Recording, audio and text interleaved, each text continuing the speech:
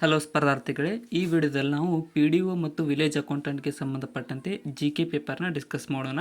So ಇದು model question paper ಆಗಿದೆ. ಇದು 6ನೇ ಕ್ವಶನ್ ಪೇಪರ್ನ ನಾವು ಇವಾಗ ಡಿಸ್ಕಸ್ ಮಾಡ್ತಾ ಇದ್ದೀವಿ.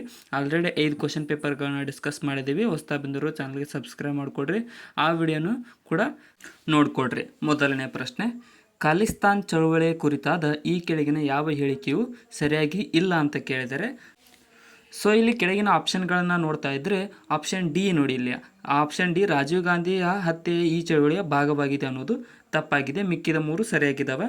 ಸೊ ನೆಕ್ಸ್ಟ್ ಕ್ವಶನ್ಗೆ ಹೋಗ್ತಾ ಇರ್ತೀನಿ, ನೀವು ಪಾಸ್ ಮಾಡಿಕೊಂಡು ಅವುಗಳನ್ನ ಓದ್ಕೊಂಡು ಮುಂದೆ ಬನ್ನಿ.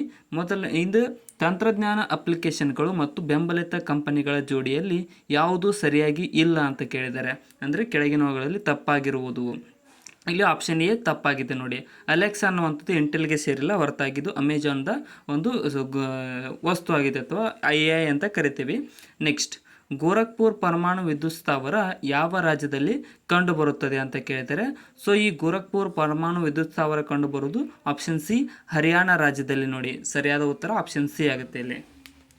ನೆಕ್ಸ್ಟ್, ಇನ್ನೂ ಯಾರು ಸಬ್ಸ್ಕ್ರೈಬ್ ಮಾಡಿಲ್ಲ ಅಂದರೆ ಸಬ್ಸ್ಕ್ರೈಬ್ ಮಾಡಿಕೊಡ್ರಿ. ಈ ವಿಡಿಯೋನ ಆದಷ್ಟು ನಿಮ್ಮ ಫ್ರೆಂಡ್ಸ್ಗೂ ಕೂಡ ಶೇರ್ ಮಾಡಿ. ಪ್ರಸಿದ್ಧ ಕರ್ನಾಟಕದ ದೇವಾಲಯಗಳು ಮತ್ತು ಪಕ್ಕದಲ್ಲಿರುವ ನದಿಗಳನ್ನು ಜೋಡಿಯನ್ನು ಯಾವುದು ಸರಿಯಾಗಿ ಇಲ್ಲ ಅಂತ ಕೇಳಿದರೆ, ಸೊ ಇಲ್ಲಿ ನೋಡಿ, ಕುಕ್ಕೆ ಸುಬ್ರಹ್ಮಣ್ಯ ಕುಮಾರಧಾರ ನದಿ ಅದು ಸರಿಯಾಗಿದೆ. ಆಪ್ಷನ್ ಬಿ ತಪ್ಪಾಗಿದೆ ಇಲ್ಲಿ ನೋಡಿ. ಸೊ ಇಲ್ಲಿ ಸರಿಯಾದಂಥ ಉತ್ತರ ಆಪ್ಷನ್ ಬಿ, ಅಂದರೆ ಕೊಲ್ಲೂರು ಮೂಕಾಂಬಿಕಾ ದೇವಾಲಯ ಶರಾವತಿ ನದಿ ಹತ್ರ ಇಲ್ಲ, ಅದು ತಪ್ಪಾಗಿದೆ. ಶೃಂಗೇರಿ ಶಾರದಾಂಬೆ ದೇವಾಲಯ ತುಂಗಾ ನದಿ ಮತ್ತು ಧರ್ಮಸ್ಥಳ ಮಂಜುನಾಥರ ದೇವಾಲಯ ನೇತ್ರಾವತಿ ನದಿ ಸರಿಯಾಗಿದೆ. ನೆಕ್ಸ್ಟ್, ಕರ್ನಾಟಕದ ಬೆಳೆಗಳ ಕಣಜ ಮತ್ತು ಜಿಲ್ಲೆಗಳ ಜೋಡಿಯಲ್ಲಿ ಯಾವುದು ಸರಿಯಾಗಿ ಇಲ್ಲ ಅಂತ ಕೇಳಿದರೆ, ಸೊ ಇಲ್ಲಿ ತಪ್ಪಾಗಿರುವುದು ಯಾವುದು ಅಂತ ಅಂದರೆ 4 ಆಪ್ಷನ್ಗಳಲ್ಲಿ ಆಪ್ಷನ್ ಡಿ ತಪ್ಪಾಗಿದೆ ನೋಡಿ. ಜೋಳವನ್ನು ಅತಿ ಹೆಚ್ಚಾಗಿ ಬಿಜಾಪುರದಲ್ಲಿ ಬೆಳೆಯಲಾಗುತ್ತದೆ. ಇನ್ನು ಭತ್ತ ರಾಯಚೂರು ಸರಿಯಾಗಿದೆ, ತೊಗರಿ ಕಲಬುರಗಿ ಸರಿಯಾಗಿದೆ, ಸಕ್ಕರೆ ಬೆಳಗಾವಿ ಸರಿಯಾಗಿದೆ. ನೆಕ್ಸ್ಟ್, ಕಣಜ ಅಂತ ಕೂಡ ಕರೀತಾರೆ. ಹೆಚ್ಚಿಗೆ ಯಾವುದನ್ನು ಬೆಳೀತಾರೆ ಅದಕ್ಕೆ ಕಣಜ ಅಂತ ಕರೀತಾರೆ.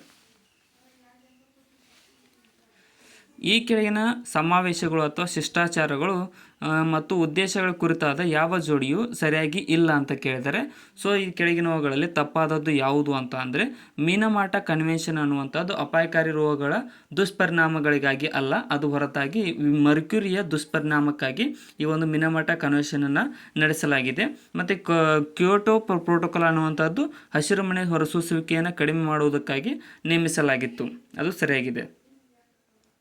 ಕೆಳಗಿನ ವಯೋಮಿತಿಗಳ ವಿಷಯವಾಗಿ ಯಾವ ಹೇಳಿಕೆಯು ಸರಿಯಾಗಿಲ್ಲ ಅಂತ ಕೇಳಿದರೆ, ಸೊ 4 ಆಪ್ಷನ್ಗಳಲ್ಲಿ ಬಾಲ್ಯ ವಿವಾಹ ಬಾಲಕಿ 18 ವರ್ಷಕ್ಕಿಂತ ಕಡಿಮೆ ಮತ್ತು ಬಾಲಕ 21 ವರ್ಷಕ್ಕಿಂತ ಕಡಿಮೆ ಇರಬೇಕು, ಅದು ಸರಿಯಾಗಿದೆ. ಬಾಲ ಕಾರ್ಮಿಕ ಅನ್ನೋದು ಸಾಮಾನ್ಯವಾಗಿ 14 ವರ್ಷ, ಅಪಾಯಕಾರಿ ಉದ್ಯೋಗ 18 ವರ್ಷಕ್ಕಿಂತ ಕಡಿಮೆ ಇರ್ಬೋದು, ಅದು ಸರಿಯಾಗಿದೆ. ಮತ್ತು ಬಾಲಾಪರಾಧಿ 16ರಿಂದ 18 ವರ್ಷಕ್ಕಿಂತ ಕಡಿಮೆ ಇರಬೇಕು. ಇನ್ನು ಆಪ್ಷನ್ ಡಿ ತಪ್ಪಾಗಿದೆ ನೋಡಿ.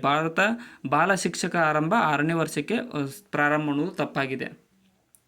ಭಾರತದಲ್ಲಿ ಎಷ್ಟು ರಾಜ್ಯಗಳು ಮತ್ತು ಕೇಂದ್ರಾಡಳಿತ ಪ್ರದೇಶಗಳು ಕರಾವಳಿಯನ್ನು ಹೊಂದಿವೆ ಅಂತ ಕೇಳಿದ್ದಾರೆ. ಸೊ ಇದು ಇಂಪಾರ್ಟೆಂಟ್ ಇದೆ ನೋಡಿ, ಕರೆಕ್ಟಾಗಿ ನೋಡಿಕೊಡ್ರಿ.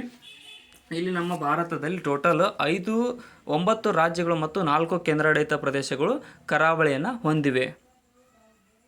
ನೆಕ್ಸ್ಟ್, ಕರ್ನಾಟಕದ ವಾಯು ಸಾರಿಗೆ ಕುರಿತಾದ ಸರಿಯಾಗಿಲ್ಲದ ಹೇಳಿಕೆಯನ್ನು ಗುರುತಿಸಿರಿ.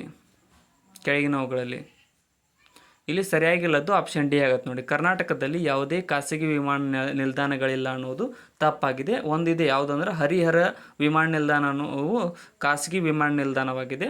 ಇನ್ನು ಮಿಕ್ಕಿದ 3 ಸರಿಯಾಗಿವೆ ಇಲ್ಲಿ ನಮ್ಮ ಕರ್ನಾಟಕದ ವಿಮಾನ ನಿಲ್ದಾಣಕ್ಕೆ ಸಂಬಂಧಪಟ್ಟಂತೆ. ಪಾಸ್ ಮಾಡ್ಕೊಂಡು ಓದ್ಕೊಡ್ರಿ. ನೆಕ್ಸ್ಟ್, ಬ್ಯಾಂಕಿಂಗ್ ವ್ಯವಸ್ಥೆಯ ಕುರಿತಾದ ಸರಿಯಾಗಿಲ್ಲದ ಹೇಳಿಕೆಯನ್ನು ಗುರುತಿಸಿ ಅಂತ ಕೇಳಿದ್ದಾರೆ. ಸೊ ಕೆಳಗಿನವುಗಳಲ್ಲಿ ತಪ್ಪಾದದ್ದು ಇಲ್ಲಿ ಆಪ್ಷನ್ ಸಿ ತಪ್ಪಾಗಿದೆ ನೋಡಿ. ನಬಾರ್ಡ್ ಅನ್ನುವಂಥದ್ದು ಕೃಷಿಗೆ ನೇರವಾಗಿ ಸಾಲವನ್ನು ಒದಗಿಸುವ ಬ್ಯಾಂಕ್ ಆಗಿದೆ ಅನ್ನೋದು ತಪ್ಪಾಗಿದೆ. ಹೊರತಾಗಿ ಅದು ಸ್ಥಳೀಯ ಬ್ಯಾಂಕುಗಳಿಗೆ ಸವಲತ್ತನ್ನು ಕೊಡುತ್ತೆ, ಸಾಲಗಳನ್ನು ರೈತರಿಗೆ ಕೊಡಲು. ಅದು ಡೈರೆಕ್ಟಾಗಿ ಸಾಲ ಕೊಡೋಂಗಿಲ್ಲ ನಬಾರ್ಡ್ ಬ್ಯಾಂಕ್. ನೆಕ್ಸ್ಟ್, ಕರ್ನಾಟಕ ರಾಜ್ಯ ನೀತಿ ಮತ್ತು ಯೋಜನಾ ಆಯೋಗ ಕುರಿತಾದ ಯಾವ ಹೇಳಿಕೆಯು ತಪ್ಪಾಗಿದೆ ಅಥವಾ ಸರಿಯಾಗಿ ಇಲ್ಲ ಅಂತ ಕೇಳಿದರೆ, ಸೊ 4 ಆಪ್ಷನ್ಗಳನ್ನು ನೋಡಿದಾಗ ಆಪ್ಷನ್ ಬಿ ತಪ್ಪಾಗಿದೆ. ಇದು ಹಣಕಾಸು ಇಲಾಖೆಯ ವ್ಯಾಪ್ತಿಯಲ್ಲಿ ಕಾರ್ಯವನ್ನು ನಿರ್ವಹಿಸುತ್ತದೆ ಅನ್ನೋದು ತಪ್ಪಾಗಿದೆ. ಇನ್ನು ಇದು ಭಾರತದ ನೀತಿ ಆಯೋಗದ ಮಾದರಿಯ ಕೆಲಸ ಮಾಡುವ ಕರ್ನಾಟಕ ರಾಜ್ಯದ ಸಂಸ್ಥೆಯಾಗಿದೆ, ಅದು ಸರಿಯಾಗಿದೆ. ಮತ್ತು 3, 4. ನೆಕ್ಸ್ಟ್, ಜಾಗತಿಕ ಕಂಪನಿಗಳ CEO ಮತ್ತು ಭಾರತೀಯ ಮೂಲದ ಮುಖ್ಯಸ್ಥರ ಜೋಡಿಯಲ್ಲಿ ಕೆಳಗಿನ ಯಾವ ಜೋಡಿಯು ಸರಿಯಾಗಿ ಇಲ್ಲ ಅಂತ ಕೇಳಿದ್ದಾರೆ. ಸೊ ಆಪ್ಷನ್ ಸಿ IBM ವಸಂತ ನರಸಿಂಹನ್ ಅನ್ನೋದು ತಪ್ಪಾಗಿದೆ. ಮಿಕ್ಕಿದ 3 ಸರಿಯಾಗಿವೆ.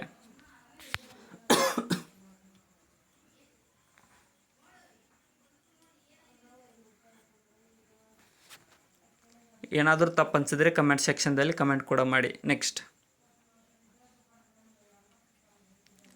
ಡಾಕ್ಟರ್ ಕಸ್ತೂರಿ ರಂಗನ್ ಅವರ ಕುರಿತು ಈ ಕೆಳಗಿನ ಯಾವ ಹೇಳಿಕೆಯು ಸರಿಯಾಗಿ ಇಲ್ಲ ಅಂತ ಕೇಳಿದ್ದಾರೆ.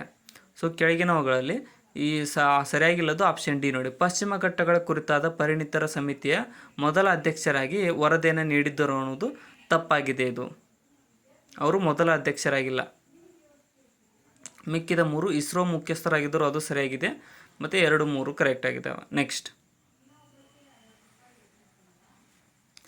ಈ ಕೆಳಗಿನ ಯಾವ ವಲಯವು ಭಾರತದಲ್ಲಿ ರಾಷ್ಟ್ರೀಯ ಆದಾಯಕ್ಕೆ ಅತಿ ಹೆಚ್ಚು ಕೊಡುಗೆಯನ್ನು ನೀಡುವ ವಲಯವಾಗಿದೆ ಅಂತ ಕೇಳಿದ್ದಾರೆ. ಸೊ ಇಲ್ಲಿ ಆಪ್ಷನ್ಗಳಲ್ಲಿ ಆಪ್ಷನ್ ಬಿ ಸರಿಯಾಗಿದೆ ನೋಡಿ. ತೃತೀಯ ವಲಯ, ಟರ್ಷರಿ ಸೆಕ್ಟರ್ ಅಂತ ಏನು ಕರಿತೀವಲ್ಲ, ಅದು ಹೆಚ್ಚು ರಾಷ್ಟ್ರೀಯ ಆದಾಯಕ್ಕೆ ಕೊಡುಗೆಯನ್ನು ನೀಡುವ ಒಂದು ವಲಯವಾಗಿದೆ. ನೆಕ್ಸ್ಟ್, ಭಾರತದಲ್ಲಿ ಹಣದ ಮಾರುಕಟ್ಟೆಯನ್ನು ಯಾವ ಏಜೆನ್ಸಿಯು ನಿಯಂತ್ರಿಸುತ್ತದೆ?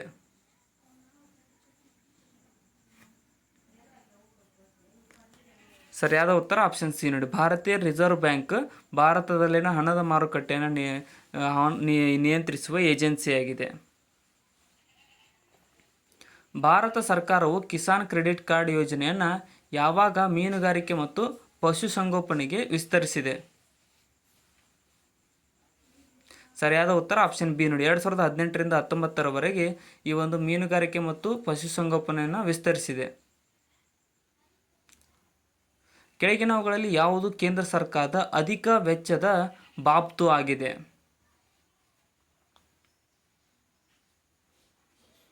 ಸರಿಯಾದ ಉತ್ತರ ಆಪ್ಷನ್ ಎ ನೋಡಿ. ಬಡ್ಡಿ ಪಾವತಿಗಳು ಕೇಂದ್ರ ಸರ್ಕಾರದ ಅಧಿಕ ವೆಚ್ಚದ ಬಾಬ್ತುಗಳಾಗಿವೆ.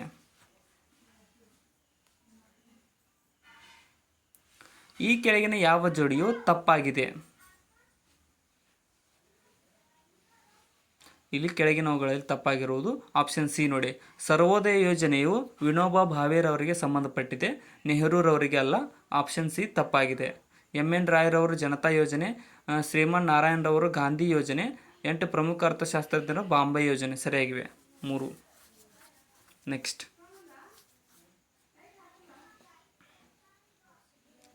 ಈ ಕೆಳಗಿನ ಯಾವ ಸಂಸ್ಥೆಯು ಭಾರತದಲ್ಲಿ ಹಣಕಾಸು ಸ್ಥಿರತೆ ವರದಿಯನ್ನು ಪ್ರಕಟಿಸುತ್ತದೆ?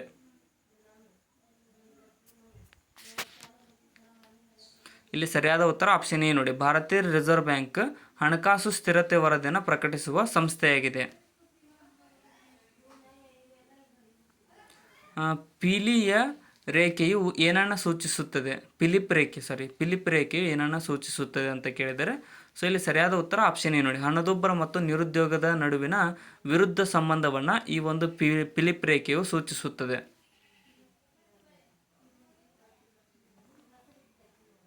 ಭಾರತದ ಹಸಿರು ಕ್ರಾಂತಿ ಅತ್ಯಂತ ಯಶಸ್ವಿಯಾಗಿದ್ದು ಎಲ್ಲಿ ಅಂತ ಕೇಳಿದರೆ, ಸೊ ಕೆಳಗಿನ ಆಪ್ಷನ್ಗಳಲ್ಲಿ ಯಶಸ್ವಿಯಾದದ್ದು ಪಂಜಾಬ್ ಮತ್ತು ಹರಿಯಾಣ ಪ್ರಾಂತ್ಯದಲ್ಲಿ ಯಶಸ್ವಿಯಾಗಿತ್ತು. ಇದರ ಹರಿಕಾರ ಅಂತ ಯಾರನ್ನು ಕರೀತಾರೆ ಅಂತ ಅಂದರೆ MS ಸ್ವಾಮಿನಾಥನ್ ರವರನ್ನ ಹಸಿರು ಕ್ರಾಂತಿಯ ಪಿತಾಮಹ ಅಂತ ಕರೆಯುತ್ತಾರೆ. ನೆಕ್ಸ್ಟ್, ಈ ಸಂದರ್ಭದಲ್ಲಿ ಪೀಠಿಕೆಯು ಒಂದು ಭಾಗ ಎಂದು ಸುಪ್ರೀಂ ಕೋರ್ಟ್ ನಿರ್ದಿಷ್ಟವಾಗಿ ಅಭಿಪ್ರಾಯಪಟ್ಟಿದೆ. ಅಂದರೆ ಯಾವ ಪ್ರಕರಣದಲ್ಲಿ ಅಂತ ಕೇಳಬೇಕಾಗಿತ್ತು. ಇಲ್ಲಿ ಸರಿಯಾದ ಉತ್ತರ ಆಪ್ಷನ್ ಬಿ ನೋಡಿ. ಕೇಶವಾನಂದ ಭಾರತಿ ಪ್ರಕರಣದಲ್ಲಿ ಈ ಒಂದು ಸುಪ್ರೀಂ ಕೋರ್ಟ್ ನಿರ್ದಿಷ್ಟ ಅಭಿಪ್ರಾಯವನ್ನು ಪಟ್ಟಿದೆ. ಕೆಳಗಿನವುಗಳಲ್ಲಿ ಯಾವ ಮೂಲಭೂತ ಹಕ್ಕನ್ನು ರಾಷ್ಟ್ರೀಯ ತುರ್ತು ಪರಿಸ್ಥಿತಿ ಸಮಯದಲ್ಲಿ ಸಹ ಅಮಾನತುಗೊಳಿಸಲಾಗುವುದಿಲ್ಲ ಅಂತ ಕೇಳಿದರೆ, ಸೊ ಕೆಳಗಿನವುಗಳಲ್ಲಿ ಆಪ್ಷನ್ ಎ ನೋಡಿ. 21ನೇ ವಿಧಿಯಲ್ಲಿ ಬರ್ತಕ್ಕಂಥ ಜೀವನ ಮತ್ತು ವೈಯಕ್ತಿಕ ಸ್ವಾತಂತ್ರ್ಯದ ಹಕ್ಕುಗಳನ್ನು ಯಾವುದೇ ಒಂದು ಸಂದರ್ಭದಲ್ಲಿ ಅಮಾನತುಗೊಳಿಸಲಾಗುವುದಿಲ್ಲ. ನೆಕ್ಸ್ಟ್, ಕೆಳಮಟ್ಟದ ನ್ಯಾಯಾಲಯದ ನಿರ್ಧಾರ ಅಥವಾ ಕಾನೂನಿನ ದೋಷ ಇದ್ದಾಗ ಯಾವ ರಿಟ್ ಅನ್ನು ನೀಡುವ ಮೂಲಕ ರದ್ದುಗೊಳಿಸಬಹುದಾಗಿದೆ? ಈ ಟೈಮ್ದಲ್ಲಿ ಸರ್ಶಿಯೋರಿ ಅನ್ನುವಂತಹ ಒಂದು ರಿಟ್ ಅನ್ನು ನೀಡಿ ಹೈಕೋರ್ಟ್, ಸುಪ್ರೀಂ ಕೋರ್ಟ್ ಕೆಳಗಿನ ನ್ಯಾಯಾಲಯಗಳಿಗೆ ಹೇಳಬಹುದಾಗಿದೆ. ತನ್ನ ಹಕ್ಕನ್ನು ಚಲಾಯಿಸಬಹುದು. ಯಾವ ಕಾಯ್ದೆಯನ್ನು ಬ್ರಿಟಿಷ್ ಭಾರತದಲ್ಲಿ ಕೇಂದ್ರೀಕರಣದ ಅಂತಿಮ ಹಂತವೆಂದು ಪರಿಗಣಿಸಲಾಗಿದೆ? ಸರಿಯಾದ ಉತ್ತರ ಆಪ್ಷನ್ ಸಿ ನೋಡಿ, ಚಾರ್ಟರ್ ಆ್ಯಕ್ಟ್ 1833ರದು ಕಾಯ್ದೆಯನ್ನು ಕೇಂದ್ರೀಕರಣದ ಅಂತಿಮ ಹಂತವೆಂದು ಬ್ರಿಟಿಷ್ ಸರ್ಕಾರ ಭಾರತೀಯ ಸಂವಿಧಾನದ ಯಾವ ವಿಧಿಯು ಭಾರತದ ಚುನಾವಣಾ ಆಯೋಗದ ಸ್ಥಾಪನೆಗೆ ಸಂಬಂಧಿಸಿದೆ? ಸರಿಯಾದ ಉತ್ತರ ಆಪ್ಷನ್ ಎ ನೋಡಿ, ಆರ್ಟಿಕಲ್ 324ನೇ ವಿಧಿಯು ಭಾರತದ ಚುನಾವಣಾ ಆಯೋಗದ ಸ್ಥಾಪನೆಗೆ ಸಂಬಂಧಿಸಿದ ಒಂದು ವಿಧಿಯಾಗಿದೆ. 2023-24ರಲ್ಲಿ ಪ್ರಸ್ತುತ ಬೆಲೆಗಳಲ್ಲಿ ಕರ್ನಾಟಕದ ತಲಾ ಆದಾಯದ ಕುರಿತು ಈ ಕೆಳಗಿನವುಗಳನ್ನು ಪರಿಗಣಿಸಿ ಅಂತ ಕೇಳಿದರೆ, ಸೊ ಕೆಳಗಿನವನ್ನು ಪರಿಗಣಿಸಿದಾಗ ಸರಿಯಾದದ್ದು ಆಪ್ಷನ್ ಸಿ ಆಗುತ್ತೆ ನೋಡಿ. ಕರ್ನಾಟಕದ ತಲಾ ಆದಾಯವು ಅಖಿಲ ಭಾರತ ತಲಾ ಆದಾಯಕ್ಕಿಂತ ಸುಮಾರು 80ರಷ್ಟು ಹೆಚ್ಚಾಗಿದೆ ಅನ್ನೋದು ಸರಿಯಾಗಿದೆ.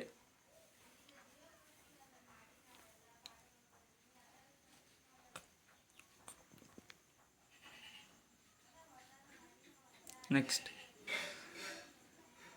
K-tech centre of excellence on internet of things ಅನ್ನು ಈ ಕೆಳಗಿನ ಯಾವುದರ ಸಹಯೋಗದೊಂದಿಗೆ ಸ್ಥಾಪಿಸಲಾಗಿದೆ?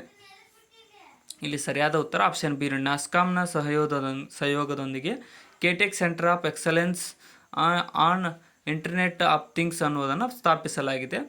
ಕರ್ನಾಟಕದ ರಫ್ತಿಗೆ ಸಂಬಂಧಿಸಿದಂತೆ ಯಾವ ಹೇಳಿಕೆಗಳು ಸರಿಯಾಗಿವೆ ಅಂತ ಕೇಳಿದ್ದಾರೆ? ಇಲ್ಲಿ ಆಪ್ಷನ್ ಎ ಸರಿಯಾಗಿದೆ ನೋಡಿ. ರಾಷ್ಟ್ರೀಯ ರಫ್ತು ಬುಟ್ಟಿಯಲ್ಲಿ ಸಾಫ್ಟ್ವೇರ್ ಸೇವಾ ರಫ್ತಿನಲ್ಲಿ ಕರ್ನಾಟಕ 1ನೇ ಸ್ಥಾನದಲ್ಲಿದೆ ಅನ್ನೋದು ಸರಿಯಾಗಿದೆ. ಇನ್ನೂ ಯಾರು ಸಬ್ಸ್ಕ್ರೈಬ್ ಮಾಡಿಲ್ಲ ಅಂದರೆ ಸಬ್ಸ್ಕ್ರೈಬ್ ಮಾಡಿಕೊಡ್ರಿ. ನಮ್ಮ ಚಾನಲ್ನಲ್ಲಿ ಡಿಸ್ಕ್ರಿಪ್ಷನ್ ಒಳಗಡೆ ಇನ್ಸ್ಟಾಗ್ರಾಮ್, ಟೆಲಿಗ್ರಾಮ್ ಎಲ್ಲ ಲಿಂಕ್ಗಳಿದೆ, ಅವುಗಳನ್ನು ಕೂಡ ಫಾಲೋ ಮಾಡಿಕೊಡ್ರಿ.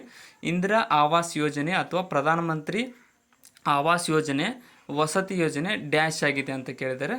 ಸೊ ಇದು ಏನು ಅಂತ ಅಂದರೆ ಆಪ್ಷನ್ ಎ ಸರಿಯಾಗಿದೆ ನೋಡಿ.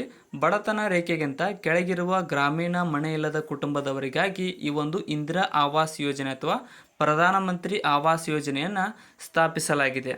ಅದು ಆವಾಸ್ ಅಂತ ಅಂದರೆ ಮನೆ, ಆವಾಸ ಸ್ಥಾನ. ನೆಕ್ಸ್ಟ್, ಮೇಕೆ ಹಾಲು ಯೋಜನೆಯನ್ನು ರಾಜ್ಯದಲ್ಲಿ ಮೊದಲ ಬಾರಿಗೆ ಡ್ಯಾಶ್ನಲ್ಲಿ ಸ್ಥಾಪಿಸಲಾಗುತ್ತಿದೆ ಅಂತ ಕೇಳಿದ್ದಾರೆ. ಈ ಯೋಜನೆಯನ್ನು ಆಪ್ಷನ್ ಏನು, ಮದಲಾಪುರದಲ್ಲಿ ಮೊದಲ ಬಾರಿಗೆ ಸ್ಥಾಪಿಸಲಾಗುತ್ತಿದೆ ಮೇಕೆ ಹಾಲು ಯೋಜನೆ. ಕರ್ನಾಟಕ ಸರ್ಕಾರದ ಅಡಿಯಲ್ಲಿ ನೀರಾವರಿ ಯೋಜನೆಗಳ ತ್ವರಿತ ಅನುಷ್ಠಾನಕ್ಕೆ ಎಷ್ಟು ನಿಗಮ ಸ್ಥಾಪಿಸಲಾಗಿದೆ? ಸರಿಯಾದ ಉತ್ತರ ಆಪ್ಷನ್ ಏನು, 4 ನಿಗಮಗಳನ್ನು ಈ ಒಂದು ಕರ್ನಾಟಕ ಸರ್ಕಾರದ ಅಡಿಯಲ್ಲಿ ನೀರಾವರಿ ಯೋಜನೆಗಳ ತ್ವರಿತ ಅನುಷ್ಠಾನಕ್ಕೆ ಸ್ಥಾಪಿಸಲಾಗಿದೆ. ಕರ್ನಾಟಕದ IT ಪಾರ್ಕ್ಗೆ ಸಂಬಂಧಿಸಿದಂತೆ ಈ ಕೆಳಗಿನ ಹೇಳಿಕೆಗಳನ್ನ ಪರಿಗಣಿಸಿ ಮತ್ತು ಅವುಗಳಲ್ಲಿ ಯಾವುವು ಸರಿಯಾಗಿವೆ ಅಂತ ಕೇಳಿದರೆ, ಸೊ ಈ ಎರಡು ಹೇಳಿಕೆಗಳನ್ನು ನೋಡಿದಾಗ ಎರಡೂ ಸರಿಯಾಗಿವೆ ನೋಡಿ. ಇಲ್ಲಿ ಕಿಯೋನಿಕ್ಸ್ ಕರ್ನಾಟಕದಲ್ಲಿ IT ಪಾರ್ಕ್ಗಳ ಅನುಷ್ಠಾನಕ್ಕೆ ನೋಡಲ್ ಏಜೆನ್ಸಿಯಾಗಿದೆ ಮತ್ತು ಕರ್ನಾಟಕ ಸರ್ಕಾರವು ರಾಜ್ಯಾದ್ಯಂತ 4 IT ಪಾರ್ಕ್ಗಳನ್ನು ಸ್ಥಾಪಿಸಿದೆ. ಎರಡೂ ಸರಿಯಾಗಿವೆ. ನೆಕ್ಸ್ಟ್,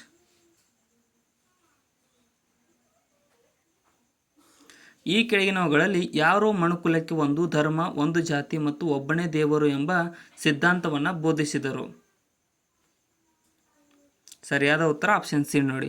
ಶ್ರೀ ನಾರಾಯಣ್ ಗುರುರವರು ಒಂದು ಮನುಕುಲಕ್ಕೆ ಒಂದು ಧರ್ಮ, ಒಂದು ಜಾತಿ ಮತ್ತು ಒಬ್ಬನೇ ದೇವರು ಎಂಬ ಸಿದ್ಧಾಂತವನ್ನು ಪ್ರತಿಪಾದಿಸಿದವರಾಗಿದ್ದಾರೆ. ಈ ಕೆಳಗಿನವುಗಳಲ್ಲಿ ಯಾವುದರಲ್ಲಿ ಮೊದಲ ಬಾರಿಗೆ ಬ್ರಿಟಿಷ್ ಸರ್ಕಾರವು ಭಾರತೀಯ ಡೊಮಿನಿಯನ್ ಹಕ್ಕನ್ನು ಗುರುತಿಸಿತು? ಸರಿಯಾದ ಉತ್ತರ ಆಪ್ಷನ್ ಸಿ ನೋಡಿ. ಕ್ರಿಪ್ಸ್ ಮಿಷನ್ನಲ್ಲಿ ಬ್ರಿಟಿಷ್ ಸರ್ಕಾರವು ಭಾರತೀಯರ ಡೊಮಿನಿಯನ್ ಹಕ್ಕನ್ನು ಮೊದಲ ಬಾರಿಗೆ ಗುರುತಿಸಿತು. 1920ರಲ್ಲಿ ಆಲ್ ಇಂಡಿಯಾ ಟ್ರೇಡ್ ಯೂನಿಯನ್ ಕಾಂಗ್ರೆಸ್ನ ಮೊದಲ ಅಧಿವೇಶನದ ಅಧ್ಯಕ್ಷತೆಯನ್ನು ಯಾರು ವಹಿಸಿದ್ದರು? ಸರಿಯಾದ ಉತ್ತರ ಆಪ್ಷನ್ ಬಿ ನೋಡಿ. ಲಾಲಾ ಲಜಪತ್ ರಾಯರವರು 1920ರಲ್ಲಿ ಆಲ್ ಇಂಡಿಯಾ ಟ್ರೇಡ್ ಯೂನಿಯನ್ ಕಾಂಗ್ರೆಸ್ನ ಅಧ್ಯಕ್ಷತೆಯನ್ನು ವಹಿಸಿದ್ದರು. ಮೈಸೂರು ಸಂಸ್ಥಾನ ಕಮಿಷನರ್ ಆಡಳಿತಕ್ಕೆ ಒಳಗಾಗಿದ್ದ ಕಾಲಾವಧಿ ಅಥವಾ ಕ್ರಿಸ್ತ ಶಕ ಯಾವುದು? ಸರಿಯಾದ ಉತ್ತರ ಆಪ್ಷನ್ 1831ರಿಂದ 1888ರವರೆಗೆ ಮೈಸೂರು ಸಂಸ್ಥಾನವು ಕಮಿಷನರ್ ಆಡಳಿತಕ್ಕೆ ಒಳಗಾಗಿದ್ದ ಕಾಲಾವಧಿಯಾಗಿದೆ. ಫಾರ್ವರ್ಡ್ ಪಾಲಿಸಿ ಹೀಗಿತ್ತು.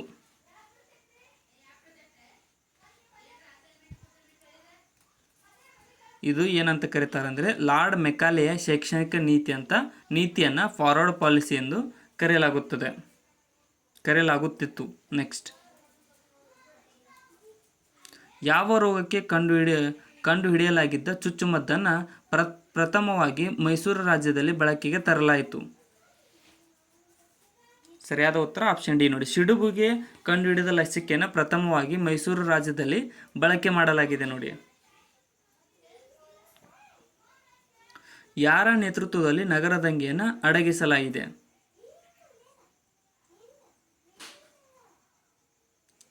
ಇಲ್ಲಿ ಸರಿಯಾದ ಉತ್ತರ ಆಪ್ಷನ್ ನೋಡಿ. ಕರ್ನಲ್ ಜಿ ಬ್ರಿಗ್ಸ್ ರವರ ನೇತೃತ್ವದಲ್ಲಿ ಈ ಒಂದು ನಗರ ದಂಗೆಯನ್ನು ಅಡಗಿಸಲಾಗಿದೆ.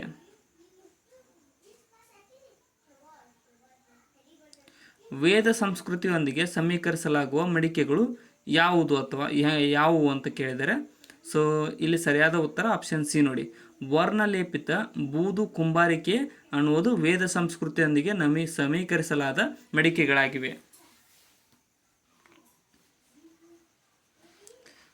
ಮನ್ಸಬ್ದಾರಿ ವ್ಯವಸ್ಥೆಯಲ್ಲಿ ಸವಾರ್ ಎಂಬ ಪದ ಶ್ರೇಣಿಯು ಏನನ್ನು ಸೂಚಿಸುತ್ತದೆ?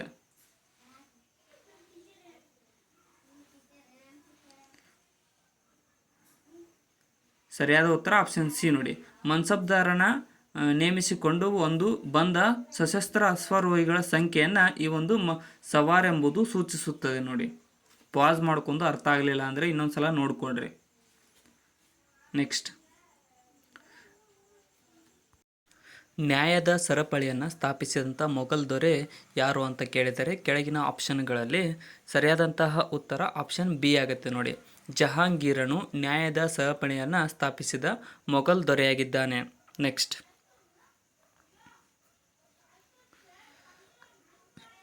ವೀರ್ಜಿ ವೋರಾ, ಮಲಯ ಚಟ್ಟಿ, ಅಬ್ದುಲ್ ಗಫೂರ್ ಬೋಹ್ರಾ ಅವರಲ್ಲಿ ಕೆಲವರು ಯಾರು ಅಂತ ಕೇಳಿದ್ದಾರೆ. ಸೊ ಇಲ್ಲಿ ಸರಿಯಾದಂಥ ಉತ್ತರ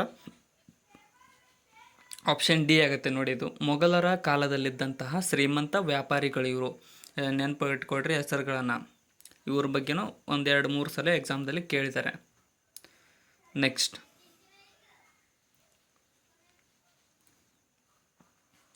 ಇವುಗಳನ್ನು ವಿಷುವತ್ ಸಂಕ್ರಾಂತಿ ದಿನಗಳೆಂದು ಕರೆಯಲಾಗುತ್ತದೆ ಅಂತ ಕೇಳಿದರೆ, ಸೊ ಯಾವುಗಳನ್ನು ವಿಷುವತ್ ಸಂಕ್ರಾಂತಿ ಇರುತ್ತೆ ಇಂಗ್ಲೀಷಲ್ಲಿ ವಿಕ್ಕಿನಾಕ್ಸ್ ಅಂದರೆ ಹಗಲು ರಾತ್ರಿ ಸೇಮ್ ಆಗಿರೋದು.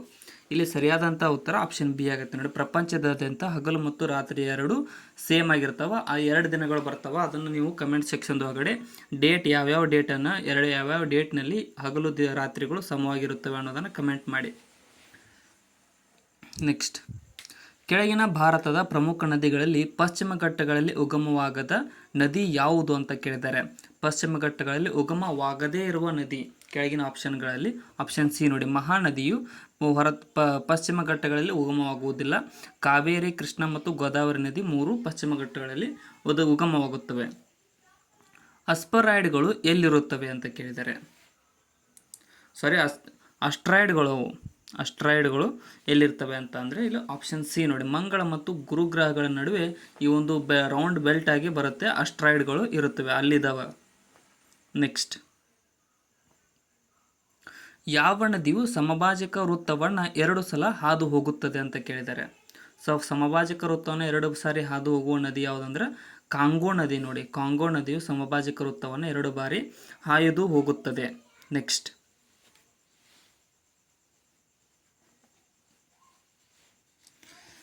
ಮೌನಲೋವಾ ಎಂಬುದು ಏನು ಅಂತ ಕೇಳಿದರೆ, ಮೌನಲೋವಾ ಅನ್ನುವಂಥದ್ದು ಇದೊಂದು ಜೀವಂತ ಜ್ವಾಲಾಮುಖಿಯ ಉದಾಹರಣೆಯಾಗಿದೆ.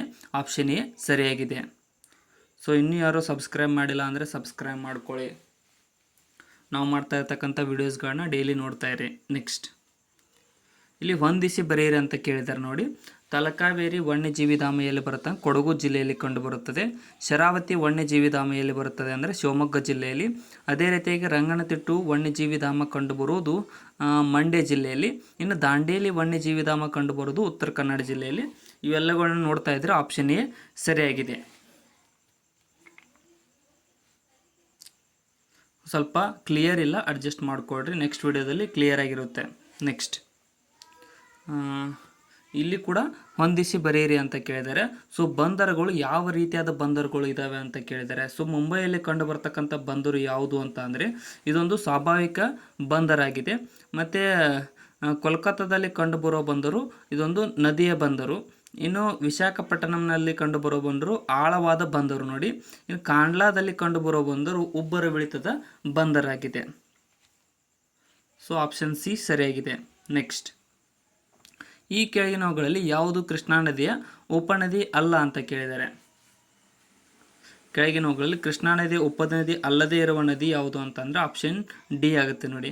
ಘಟಪ್ರಭಾ, ಮಲಪ್ರಭಾ ಮತ್ತು ಭೀಮಾ 3 ನದಿಗಳು ಕೃಷ್ಣಾ ನದಿಯ ಉಪನದಿಗಳಾಗಿವೆ. ನೆಕ್ಸ್ಟ್, ಪ್ರಾಣಿಗಳು, ಸಸ್ಯಗಳು ಮತ್ತು ಇನ್ನಿತರ ಸೂಕ್ಷ್ಮಜೀವಿಗಳ ಪಳೆಯುಳಿಕೆಗಳು ಯಾವ ಶಿಲೆಯಲ್ಲಿ ಕಂಡುಬರುತ್ತವೆ?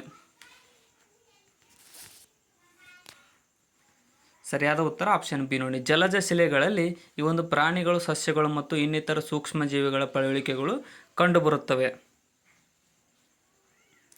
ಹಸಿರು ಕ್ರಾಂತಿ ಅಥವಾ ಮತ್ತು ಶ್ವೇತ ಕ್ರಾಂತಿ ಹಾಗೂ ನೀಲಿ ಕ್ರಾಂತಿ ಇವನ್ನು ಕ್ರಮವಾಗಿ ಈ ಕೆಳಕಂಡ ಉತ್ಪಾದನೆಯೇ ಅಧಿಕಗೊಳಿಸುವುದಕ್ಕೆ ಅಂತ ಕೇಳ್ತಾರೆ. ಸೊ ಹಸಿರು ಕ್ರಾಂತಿ ಯಾವುದಕ್ಕೆ ಅಂತ ಅಂದರೆ ಹಸಿರಾಗಿರುವುದು ಸಸ್ಯ ಅಥವಾ ಆಹಾರಕ್ಕೆ. ಅದೇ ರೀತಿಯಾಗಿ ಶ್ವೇತ ಕ್ರಾಂತಿ, ಶ್ವೇತ ಅಂದರೆ ಬಿಳಿ, ಅದು ಯಾವುದಕ್ಕೆ ಅಂದರೆ ಹಾಲಿನ ಉತ್ಪಾದನೆಗೆ. ಮತ್ತು ಮೂರನೇದಾಗಿ ನೀಲಿ ಕ್ರಾಂತಿ, ನೀಲಿ ಅಂದರೆ ನೀರಿನಲ್ಲಿರ್ತಕ್ಕಂಥದ್ದು ಮೀನು, ಅದಕ್ಕೋಸ್ಕರ ಮೀನಿಗೆ ಸಂಬಂಧಪಟ್ಟಿದ್ದು. ಆಪ್ಷನ್ ಎ ಸರಿಯಾಗಿದೆ. ಇಲ್ಲಿ ಕೂಡ ಹೊಂದಿಸಿ ಬರೆಯಿರಿ ಅಂತ ಕೇಳಿದ್ದಾರೆ ಪಟ್ಟಿ 1 ಮತ್ತು ಪಟ್ಟಿ 2. ವಿಶ್ವದ ಅತಿ ದೊಡ್ಡ ನದಿ ಯಾವುದು ಅಂತ ಅಂದರೆ ಅಮೆಜಾನ್ ನದಿ. ಆಪ್ಷನ್ ಎ ಸರಿಯಾಗಿದೆ ಇಲ್ಲಿ ನೋಡಿ. ಮತ್ತು ವಿಶ್ವದ ಅತಿ ದೊಡ್ಡ ದ್ವೀಪ ಯಾವುದು ಅಂತ ಅಂದರೆ ಗ್ರೀನ್ಲ್ಯಾಂಡ್ ನೋಡಿ. ಗ್ರೀನ್ಲ್ಯಾಂಡ್ ವಿಶ್ವದ ಅತಿ ದೊಡ್ಡ ದ್ವೀಪವಾಗಿದೆ. ಮತ್ತು ವಿಶ್ವದ ಅತಿ ದೊಡ್ಡ ಭೂಖಂಡ ಯಾವುದು ಅಂತ ಅಂದರೆ ಏಷ್ಯಾ ನೋಡಿ. ವಿಶ್ವದ ಅತಿ ದೊಡ್ಡ ಸಾಗರ ಯಾವುದು ಅಂದರೆ ಪೆಸಿಫಿಕ್ ಸಾಗರ. ಸೊ 2ನೇ ಪಟ್ಟಿಯಲ್ಲಿ 1ನೇ ಸೆಕ್ಷನ್ ಅಲ್ಲದೆ ಏಷ್ಯಾ ಆಗಬೇಕದು. ನೆಕ್ಸ್ಟ್, ಸಮಭಾಜಕ ವೃತ್ತವು ಕೆಳಗಿನ ಯಾವ ದೇಶಗಳ ಗುಂಪಿನ ಮೂಲಕ ಹಾಯ್ದು ಹೋಗುತ್ತದೆ ಅಂತ ಕೇಳಿದ್ದಾರೆ. ಸೊ ಕೆಳಗೆ ನೋಡಿದಾಗ ಆಪ್ಷನ್ಗಳಲ್ಲಿ ಆಪ್ಷನ್ ಬಿ ಸರಿಯಾಗಿದೆ ಇಲ್ಲಿ ನೋಡಿ. ಕೊಲಂಬಿಯಾ, ಕೀನ್ಯಾ ಮತ್ತು ಇಂಡೋನೇಷ್ಯಾ ದೇಶಗಳ ಮೂಲಕ ಈ ಒಂದು ಸಮಭಾಜಕ ವೃತ್ತವು ಹಾಯ್ದು ಹೋಗುತ್ತದೆ. ನೀರೊಳಗಿನ ಶಬ್ದಗಳನ್ನು ಕೇಳಲು ಮತ್ತು ರೆಕಾರ್ಡ್ ಮಾಡಲು ಈ ಕೆಳಗಿನವುಗಳಲ್ಲಿ ಯಾವುದನ್ನು ಬಳಸುತ್ತಾರೆ ಅಂತ ಕೇಳಿದರೆ. ಸೊ ಇಲ್ಲಿ ಸರಿಯಾದಂಥ ಉತ್ತರ ಆಪ್ಷನ್ ಸಿ ಆಗುತ್ತೆ ನೋಡಿ. ಹೈಡ್ರೋಫೋನನ್ನು ಬಳಸಲಾಗುತ್ತದೆ ನೀರೊಳಗಿನ ಶಬ್ದವನ್ನು ಕೇಳಲು ಮತ್ತು ರೆಕಾರ್ಡ್ ಮಾಡಲು. ಸೋನಾರ್ ಅದು ಸೆನ್ಸ್ ಮಾಡೋ ಸಲುವಾಗಿ. ನೆಕ್ಸ್ಟ್, 2 ಸಮಾನಾಂತರ ಕನ್ನಡಿಗಳ ನಡುವೆ ವಸ್ತುವನ್ನು ಇರಿಸಿದಾಗ ರೂಪುಗೊಳ್ಳುವ ಚಿತ್ರಗಳ ಸಂಖ್ಯೆಗಳು ಎಷ್ಟು ಅಂತ ಕೇಳಿದ್ದಾರೆ. ಸೊ ಸಮಾನಾಂತರವಾಗಿ ಇಟ್ಟಾಗ ನೀವು ಅಬ್ಸರ್ವ್ ಮಾಡಿರ್ಬೋದು, ಅನಂತ ಅಂದರೆ ಇನ್ಫೈನೈಟ್ ದಷ್ಟು ಇಮೇಜ್ಗಳು ಫಾರ್ಮ್ ಆಗ್ತವೆ. ನೆಕ್ಸ್ಟ್,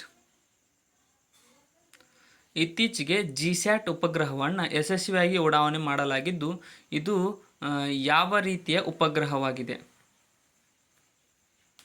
ಇಲ್ಲಿ ಸರಿಯಾದ ಉತ್ತರ ಆಪ್ಷನ್ ಬಿ ನೋಡಿ. ಇದೊಂದು ಸಂವಹನ ಉಪಗ್ರಹವಾಗಿದೆ, ಜಿಸ್ಯಾಟ್ ಉಪಗ್ರಹ. ನೆಕ್ಸ್ಟ್, ಲಿಗೋ ಎಂದರೆ ಏನು ಅಂತ ಕೇಳಿದರೆ ಅಂದರೆ ಲಿಗೋದ ಫುಲ್ ಫಾರ್ಮ್. ಇಲ್ಲಿ ಸರಿಯಾದ ಉತ್ತರ ಆಪ್ಷನ್ ಎ ಆಗುತ್ತೆ ನೋಡಿ. Laser interferometer gravitational wave observatory ಅನ್ನೋದು ಲಿಗೋದ ಒಂದು ಫುಲ್ ಫಾರ್ಮ್ ಆಗಿದೆ. ಮೊಬೈಲ್ ಫೋನ್ ಚಾರ್ಜರ್ ಯಾವುದಾಗಿದೆ? ಇಲ್ಲಿ ಆಪ್ಷನ್ಗಳಲ್ಲಿ ಮೊಬೈಲ್ ಫೋನ್ ಚಾರ್ಜರ್ ಒಂದು ಸ್ಟೆಪ್ ಡೌನ್ ಟ್ರಾನ್ಸ್ಫಾರ್ಮರ್ ಆಗಿರುತ್ತದೆ. ನೆಕ್ಸ್ಟ್,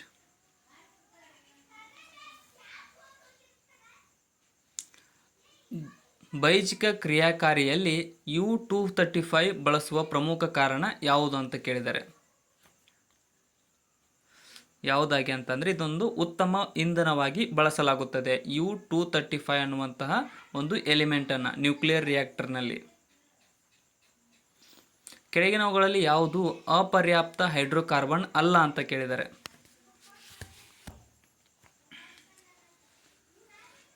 ಕೆಳಗಿನವುಗಳಲ್ಲಿ ಆಪ್ಷನ್ ಎ ನೋಡಿ. ಅಲ್ಕೇನ್ ಅನ್ನುವಂಥದ್ದು ಒಂದು ಅಪರ್ಯಾಪ್ತ ಹೈಡ್ರೋಕಾರ್ಬನ್ ಆಗಿರುವುದಿಲ್ಲ. ಆಪ್ಷನ್ ಎ ಸರಿಯಾಗಿದೆ. ನೆಕ್ಸ್ಟ್, ಕೆಳಗಿನ ಇಂಧನಗಳಲ್ಲಿ ಯಾವುದರ ಕ್ಯಾಲೋರಿ ಮೌಲ್ಯ ಅಧಿಕವಾಗಿದೆ?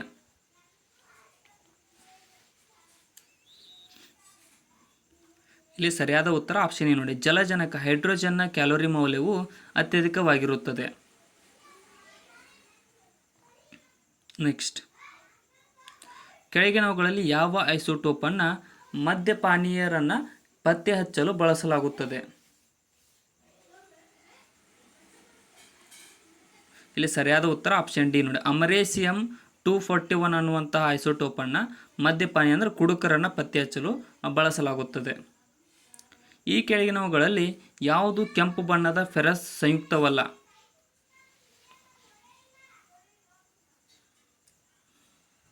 ಇಲ್ಲಿ ಸರಿಯಾದ ಉತ್ತರ ಆಪ್ಷನ್ ನೋಡಿ, ಕೋಬಾಲ್ಟ್ ಅನ್ನೋದು ಒಂದು ಫೆರಸ್ನ ಸಂಯುಕ್ತವಲ್ಲ. ನಿಕಲ್, ಕ್ಯುಪ್ರಸ್ ಇವೆರಡು ಫೆರಸ್ನ ಸಂಯುಕ್ತಗಳು. ನೆಕ್ಸ್ಟ್, ಈ ಕೆಳಗಿನ ಯಾವ ಜೀವಿಯು ಸರೀಸೃಪ ಹಾಗೂ ಹಕ್ಕಿಗಳ ಲಕ್ಷಣಗಳನ್ನೆರಡನ್ನು ತೋರ್ಪಡಿಸುತ್ತದೆ? ಸರಿಯಾದ ಉತ್ತರ ಆಪ್ಷನ್ ಡಿ ನೋಡಿ, ಆರ್ಕಿಯಾಪ್ಟರಿಸ್ ಅನ್ನುವಂಥದ್ದು ಸರೀಸೃಪ ಮತ್ತು ಹಕ್ಕಿಗಳ ಲಕ್ಷಣ ಎರಡನ್ನು ತೋರಿಸುವ ಒಂದು ಪ್ರಾಣಿಯಾಗಿದೆ. ಸೊ ಇಲ್ಲಿಗೆ ಈ ಕ್ವಶನ್ ಪೇಪರ್ ಮುಕ್ತಾಯಗೊಂಡಿದೆ. ಸೊ ಇದರಲ್ಲಿ ನಾನು ಮೆಂಟಲ್ ಎಬಿಲಿಟಿ ಕ್ವಶನ್ಸ್ಗಳನ್ನ ಹಾಕಿಲ್ಲ. ಅದಕ್ಕೋಸ್ಕರ ಹೊಸದಾಗಿ ಬಂದಿರೋ ಚಾನಲ್ಗೆ ಸಬ್ಸ್ಕ್ರೈಬ್ ಮಾಡಿಕೊಡ್ರಿ. ಅದನ್ನು ನಾನು ಸಪ್ರೇಟಾಗಿ ಡಿಸ್ಕಸ್ ಮಾಡ್ತೀನಿ ಮೆಂಟಲ್ ಎಬಿಲಿಟಿನ. ಈ ವಿಡಿಯೋದಲ್ಲಿ ಏನಾದರೂ ತಪ್ಪು ಅನಿಸಿದರೆ ನಿಮಗೆ ಕಮೆಂಟ್ ಸೆಕ್ಷನ್ದಲ್ಲಿ ಕಮೆಂಟ್ ಕೂಡ ಮಾಡಿ ನಾವು ತಿದ್ದುಕೊಳ್ತೀವಿ. ಕೊನೆಯವರೆಗೂ ನೋಡಿದ್ದಕ್ಕೆ ಧನ್ಯವಾದಗಳು. Thank you so much.